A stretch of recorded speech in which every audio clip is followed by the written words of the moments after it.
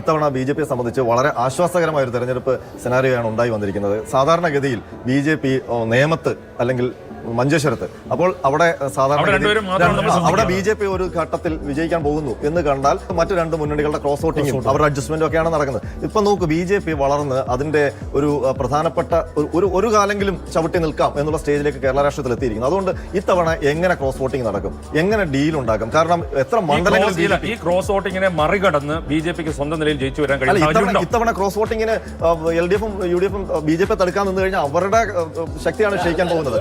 ഇന്നിപ്പോൾ 30,000-നും 40,000 ഒക്കെ vote share ഉള്ള ഒരു പാർട്ടിയായി ഓരോ മണ്ഡലത്തിലും ബി.ജെ.പി മാറിയിരിക്കുന്നു. ഇത്തവണ എനിക്ക് തോന്നുന്നത് കൃത്യമായ സ്ട്രാറ്റജിയാണ് ബി.ജെ.പി നടപ്പാക്കിയിരിക്കുന്നത്. അവർ ജയിക്കാൻ സാധ്യതയുള്ള കുറച്ച് മണ്ഡലങ്ങൾ തെരഞ്ഞെടുത്തിരിക്കുന്നു. ആ മണ്ഡലങ്ങളിൽ കൃത്യമായ സ്ഥാനാർത്ഥിയെ നിർണ്ണയിച്ചിരിക്കുന്നു. അവിടെ മാക്സിമം ജയിക്കുക തന്നെ എന്ന രീതിയിലുള്ള പ്രചരണമാണ് ഇപ്പോൾ നടത്തുന്നത്. പഴയ അളവുകോല് കൊണ്ട് ഇപ്പോൾ ബി.ജെ.പിയെ കേരളത്തിലെ രാഷ്ട്രീയത്തിൽ അളക്കാൻ കഴിയില്ല. കേന്ദ്ര സർക്കാരൊക്കെ വന്നതിന് ശേഷം കഴിഞ്ഞ 3 തവണയായിട്ട് അവിടെ ബി.ജെ.പി ആണല്ലോ ഭരിക്കുന്നത്. അതിനുശേഷം കേരളത്തിൽ ഇപ്പോൾ ഈ കഴിഞ്ഞ 2 തെരഞ്ഞെടുപ്പായിട്ട് ബി.ജെ.പി മുന്നോട്ട് വെക്കുന്നത് വികസിത കേരളം എന്നുള്ള മുദ്രാവാക്യമാണ്.